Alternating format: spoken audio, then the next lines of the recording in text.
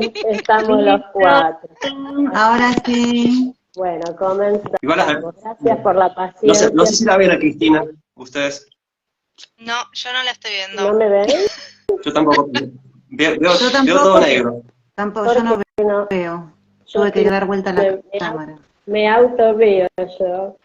Esperen que voy a ver si alguien me ayuda. Pero pueden empezar igual. Yo porque tuve que dar vuelta a la cámara. ¿Será el tipo de teléfono o qué? A ver ahí. ¿Ustedes qué están viendo? No, porque ahí... Negro se ve. Se ve como no sé. si estuviera la cámara Bueno, apagada. pero empiecen la presentación, yo ahora le pido acá a un asistente que... Algunos dicen que sí me ven, algunos dicen, ¿eh? A ver, No, al principio sí te vimos, después dejamos de verte. no sé por qué no me ven. Mira.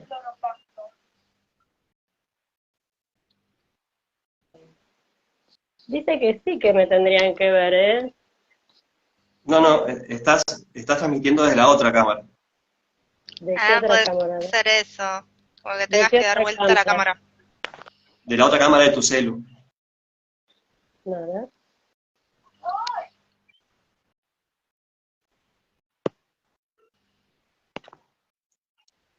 Vamos a aprender de epilepsia y de tecnología además, por supuesto. Y ahora, nada con así. Ahí sí. ¿Ahí me ven? No todo bien. No. Pero sin embargo acá mi hija entró de otro y sí me ve. Bueno, si te ven, lo importante es Claro, Y vos si me escucha. que la gente te vea. Claro. andá coordinando vos, Cris, Nosotros somos entonces. secundarios.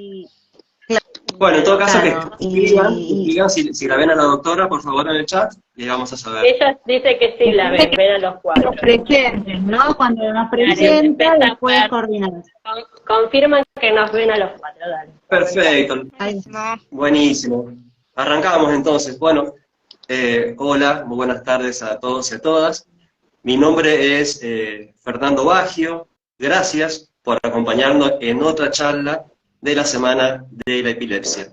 Un encuentro para conversar de temáticas vinculadas a la epilepsia, por supuesto. En esta oportunidad vamos a estar charlando sobre epilepsia y salud mental, junto a las doctoras Papayanis, D'Alessio y la licenciada Sarudiansky. Después me dicen si pronuncié bien o no, me corrigen. Perfecto. Las voy presentando. Cristina Papayanis es neuróloga con orientación en epilepsia y en farmacología clínica.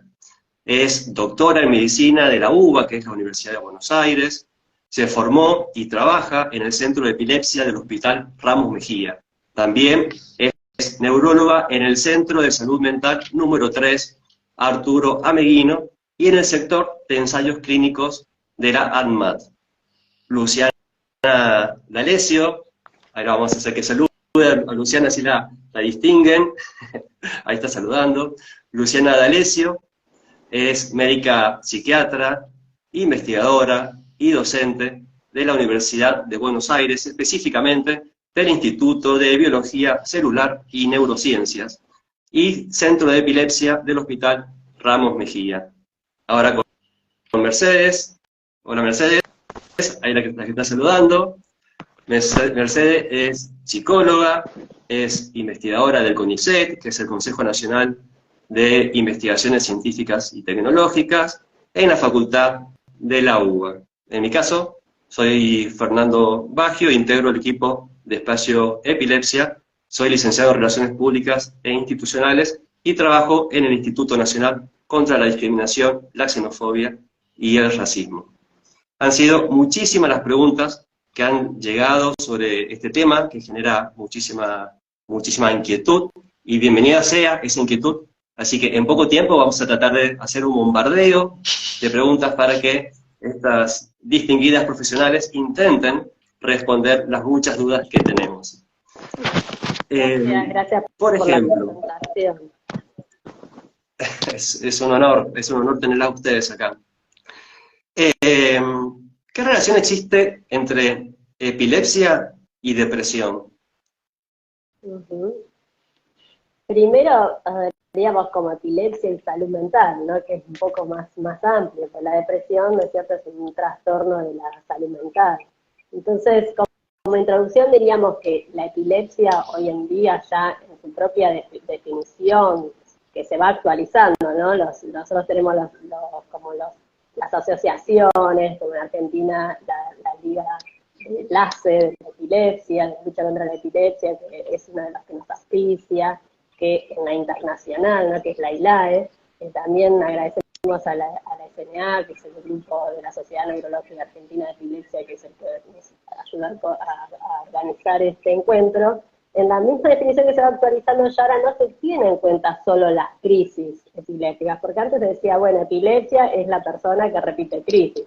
Y ahora se sabe que es mucho más que eso, ¿no?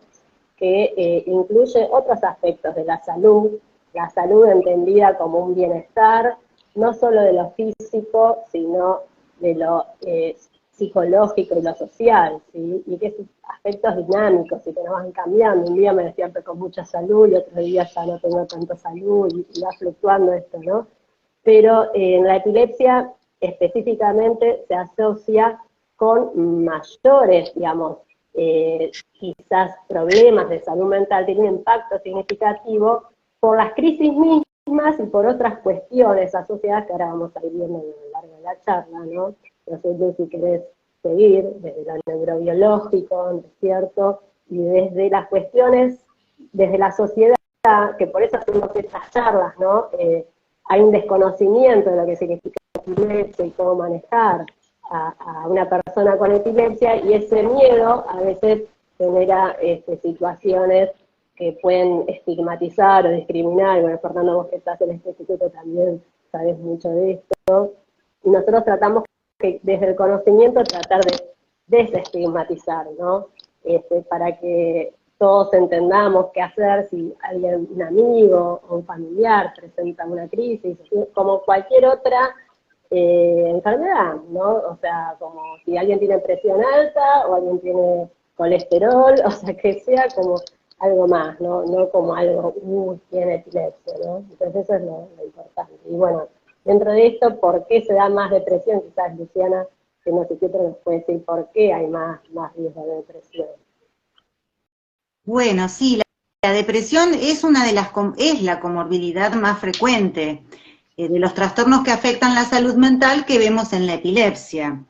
La depresión, hoy sabemos, en general, en la población general, está asociada al agotamiento de los mecanismos del estrés, para decirlo en forma simple, es decir, los mecanismos del estrés se saturan, se estimulan en forma excesiva, o sea, hay mucha exposición al estrés, y eso genera una alteración neurobiológica con repercusiones emocionales y psicosociales que tienen la forma de la depresión.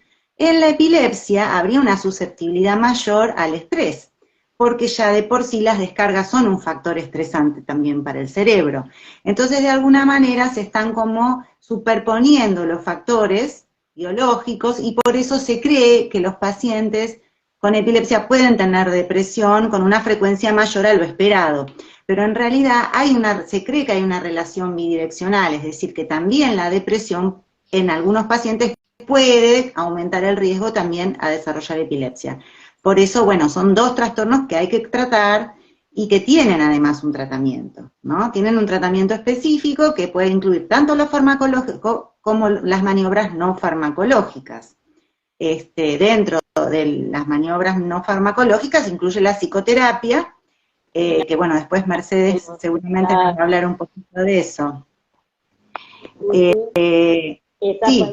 Podemos dirigirle una pregunta a Mercedes, Fernando, en cuanto a más los aspectos psicológicos y cómo afrontar el estrés, ¿no? Y ese tema de la epilepsia misma. Bueno,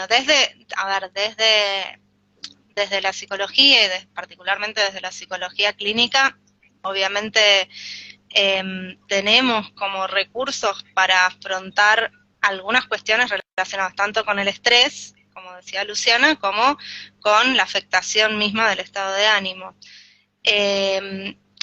desde un punto de vista quizá más genérico, quizá no tan específico en lo que respecta al paciente con epilepsia.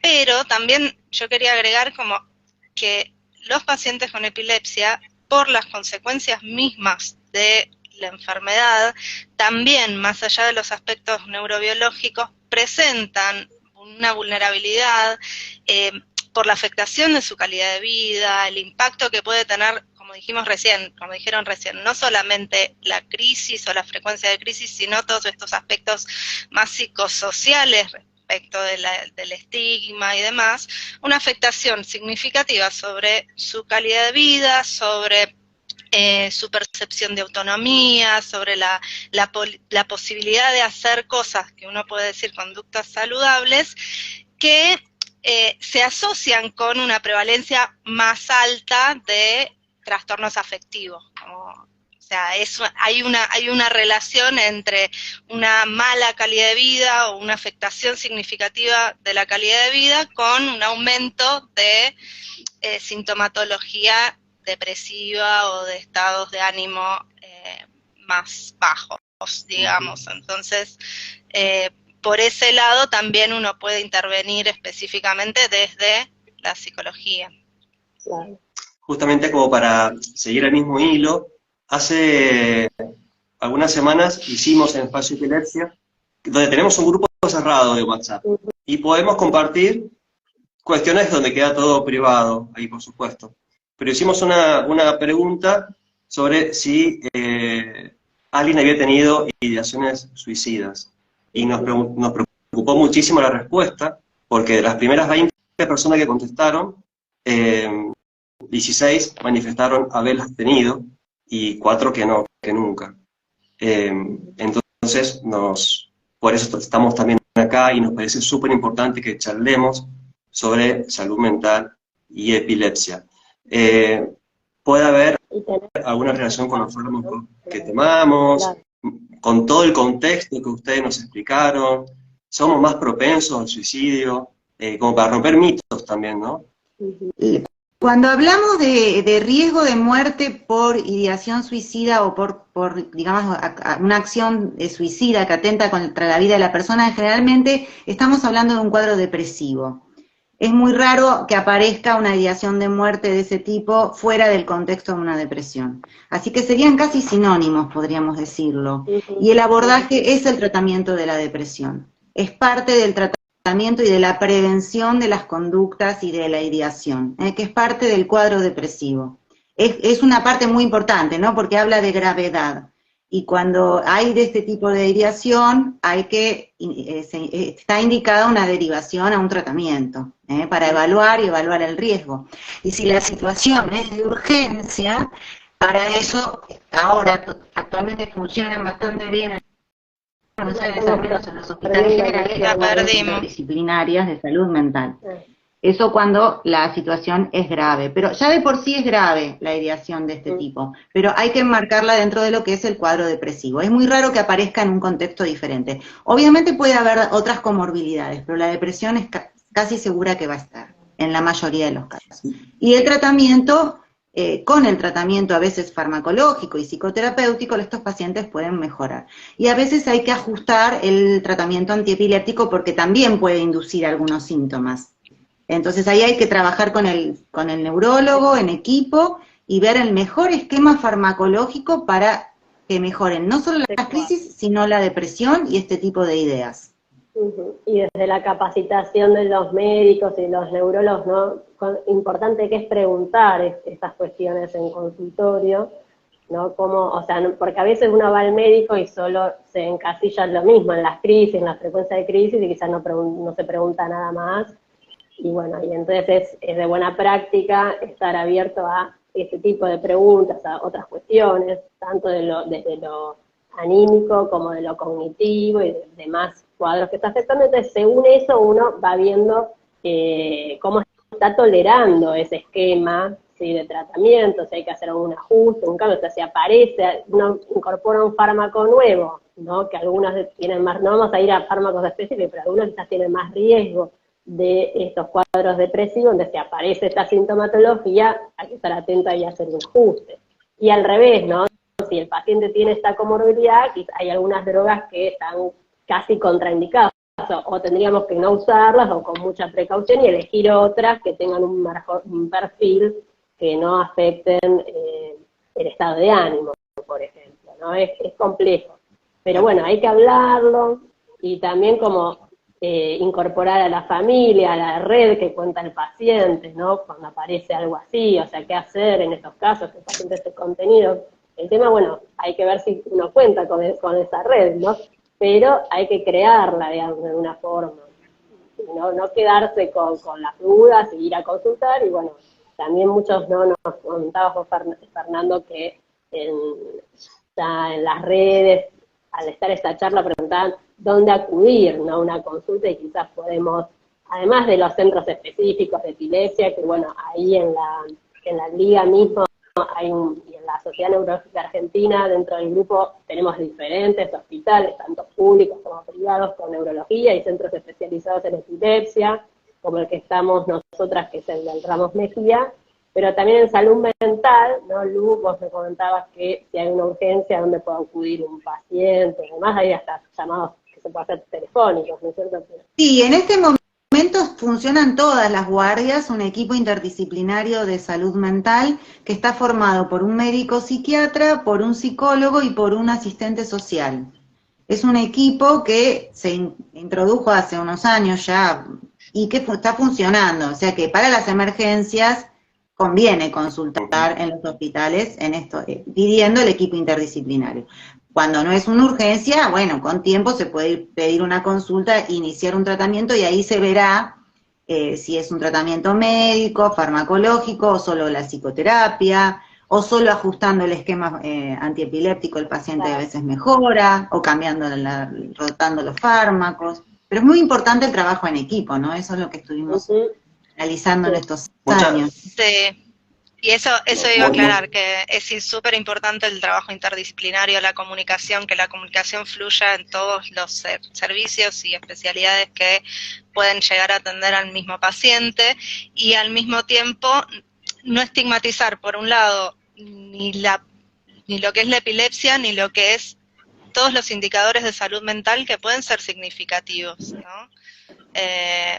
Y eso, a veces la salud mental, como decía Cristina, a veces se deja de lado en la praxis médica habitual, ¿no? Y por eso es importante tomarlo en cuenta, incluirlo y trabajar interdisciplinariamente en equipo. Muchas personas con epilepsia manifestamos a atravesar momentos de angustia, de necesitar acompañamiento psicológico, pero no sabemos cómo pedirlo, muchas veces por vergüenza.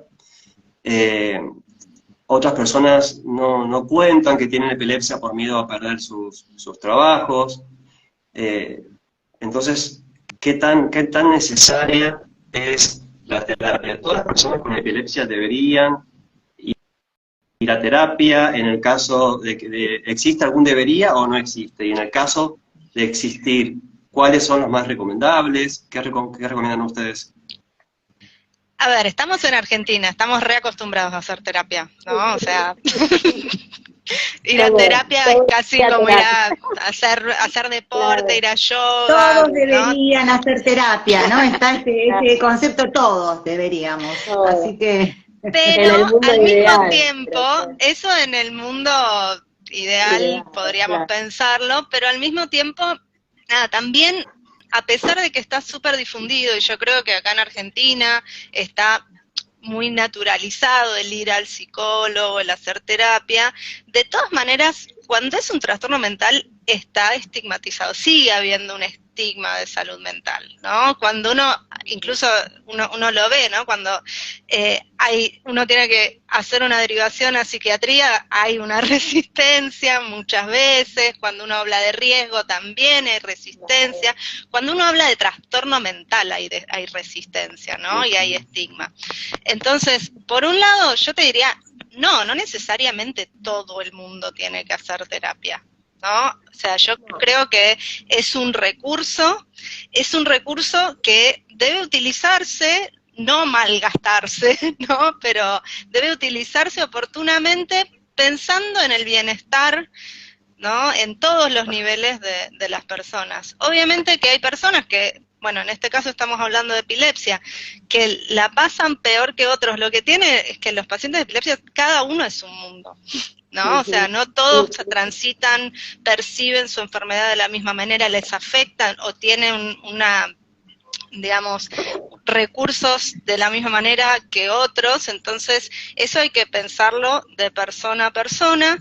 Sí, cuando vemos en cuestiones de prevalencia, como decía Luciana, por cuestiones neurobiológicas o por cuestiones sociales, hay una prevalencia más alta de trastornos mentales, fundamentalmente de trastornos afectivos. Entonces, obviamente, vamos a estar con la luz encendida, o sea, en un paciente con epilepsia, pero esto no quiere decir que todos necesiten terapia. Yo creo que lo que hay que hacer es estar atentos a señales, a cuestiones como que un estado deprimido o una depresión, una tristeza, digamos, durante mucho tiempo, o esto que vos señalabas de la ideación suicida, son indicadores que nos orientan a pensar, bueno, sobre esto me tengo que ocupar, ¿no? Y hay recursos para poder asistir a un paciente que está atravesando por un mal momento. Pero no es que hay que esa mansalva. Y no porque a su vez la oferta, digamos, la demanda es superior a la oferta, ¿ves? Entonces tenemos que controlar. No, el tema es también el acceso, ¿sí? Claro. Entonces, bueno, quizás si bien no lo necesita en tipo de salud pública, ¿no? Puede quitarle el lugar al que sí lo necesita. Pero, o sea, no podemos decírselo a todos, indicarlo a todos, porque no, los recursos son... Y no en todo momento, quizás en algún momento sí, en otro no, ¿no? Eso también tiene que ver con el momento. Claro, es algo dinámico. Sí, acá, y también como acá estoy... Mercedes, estás leyendo. Perdón, acá estoy leyendo que... Claro, que hay muchos tipos, digamos, a veces decimos que no hay que decir epilepsia, sino las epilepsias, porque un paciente puede estar controlado, sin crisis, y otro puede tener una alta frecuencia de crisis, una alta severidad, entonces es como que no es lo mismo para todos. Sí, como están diciendo acá, como que, por ejemplo, la terapia les sirvió para aceptar el diagnóstico. Obviamente a no todas las personas les pasa lo mismo, ¿no? Pero sabemos que ante una enfermedad como la epilepsia, con lo que implica, hay personas que quizá van a necesitar un acompañamiento psicológico en determinado momento, como puede ser al momento del diagnóstico. De hecho, hay investigaciones sobre el tema, ¿no? Sobre psicoterapias orientadas a pacientes recientes, ¿no? Durante el primer año del inicio de las crisis. Sí. ¿Puede haber alguna dificultad o alguna confusión al principio, sobre todo cuando llevamos nuestros primeros años diagnosticados, para distinguir cuando estamos comenzando a tener alguna crisis y confundirla con algún proceso de ansiedad o de pánico? Ahí entramos en la otra parte que tiene la salud mental y epilepsia, que no es solo la comorbilidad, sino que a veces necesitamos esto del trabajo interdisciplinario en el diagnóstico diferencial, ¿no? Con episodios que puedan confundirse con crisis y que no sean crisis, que son las llamadas crisis no epilépticas, ¿sí? Antes se usaba el término pseudocrisis, pero lo dejamos de usar porque no tiene nada de pseudo, digamos, ¿no? Pero digamos, crisis de causa psicógena o emocional, que dentro de ellas una son los ataques de ansiedad, las de pánico, y otras son crisis que hasta un ojos expertos de epileptólogos pueden no distinguir de una crisis, pero que el mecanismo es diferente, o sea, porque no hay una descarga neuronal como se ve en una crisis epiléptica, sino que otros mecanismos de factores intrínsecos y extrínsecos que hacen que en este momento el paciente descargue esa angustia en el cuerpo, digamos. Quizás ahí Mercedes nos pueda también, o Luciana, ayudar en esta parte de las crisis no epilépticas, ¿no? Sí. Que a veces coexisten, el problema es que a veces coexisten en un porcentaje. Y son de muy difícil diagnóstico diferencial, como decías muchas veces, que incluso ante un ojo experto no hay no hay forma de diferenciarlas tan fácilmente, ¿no? Actualmente se las están denominando a veces crisis no epilépticas psicógenas, y ahora se le empezó a llamar como crisis funcionales disociativas, ¿no? Pensando en que digamos que el mecanismo disociativo es el mecanismo subyacente, o sea, la disociación, esto a veces, ahora se habla, ¿no? Como disocié, que esté como un mecanismo que explique qué le pasa a las personas que parece que tienen epilepsia, pero que cuando se diagnostica mediante justamente métodos bastante complicados y después de mucho tiempo se llega a la conclusión de que no era epilepsia. Y que tiene un abordaje diferente, digamos, pero sigue acompañando al neurólogo en ese momento para ver una vez diagnosticado, ¿no? Cómo ir haciendo con los medicamentos, porque tampoco es que se suspenden de golpe, algunos pueden igual servir para si hay un trastorno psiquiátrico, pueden ayudar, pero ahí la psicoterapia o algún tipo de terapia psicológica empieza a ser más importante que los médicos cuando se diagnostica estos cuadros que no son epilépticos. Cuando coexisten, obviamente tendremos que abordar ambas cuestiones, ¿sí? Muy bien. Estamos Doctora, casi en hora, como claro, para ir dando algún cierre. Esto va a quedar como un video, así que después van a poder acceder para verlo. Y así no se hace eso tan le iba a tarde. decir, Sí. que ya estamos en hora, y si querían dar alguna recomendación final, sobre todo cuando una de las mayores dificultades que por ahí solemos detectar, al menos a mí me cuesta muchas veces, son el establecer y sostener vínculos sociales, y a mí por supuesto la neuróloga me obliga a hacer deporte, me obliga a ir a terapia cuando lo necesito, y la amo por eso. ¿Alguna recomendación final, ¿no?, en estos momentos que siempre atravesamos momentos difíciles en nuestro país y en otros, para no perder esas redes, para tratar de sostener esas redes, que no se corten, y ayudarnos mutuamente como estamos haciendo en esta semana de la epilepsia? Eso pensaba, ¿no? Que también entre pacientes, porque bueno, Espacio Epilepsia es una red entre pacientes, ¿no? Entre padres, o entre, ¿no? Entonces, también muchas veces en el hospital también estas charlas en un momento eran presenciales, ¿no? Entonces se armaban grupos de pacientes como que solo alguien igual a vos puede comprenderte, ¿no? En tu sentir, pero buscar los apoyos que uno tiene en su familia, en los amigos, en las instituciones, en los colegios, ¿no? Hacer actividades, no por tener epilepsia, o sea, se tiene que privar de tener una vida con lo más, digamos, con el bienestar posible y todo lo que puedas hacer. Algunas cuestiones se pueden evitar, algún deporte de riesgo, si alguien no está libre de crisis, digamos, pero con algunas cuestiones muy específicas, que eso se habla con el neuro, todo lo demás uno puede hacer, digamos, te puede ir a bailar, y sí, obvio que puede ir a Vida bailar. lo más normal posible sería el concepto. Lo más normal posible dentro de las limitaciones específicas que le va a recomendar el médico, pero después todo lo demás, lo más normal, ¿no? Sí. Y bueno, Sí, bien, obviamente favorecer las conductas saludables. y estar No, conectados. favorecer. Por supuesto, como para todos, ¿no? Las mismas recomendaciones que para cualquier persona que no tiene epilepsia, de las conductas saludables, digamos, pero en particular fomentar que hagan la vida lo más normal posible, ¿no? Muy bien. Por mi parte, en nombre del Espacio Epilepsia, muchas gracias por estar, por ayudarnos constantemente, y estas 4 ventanitas que se ven ahí son necesarias. Si nos necesitamos todos y todas para sostenernos mutuamente, y muchas gracias. Gracias Fernando por estar, y gracias a todos por participar. Gracias.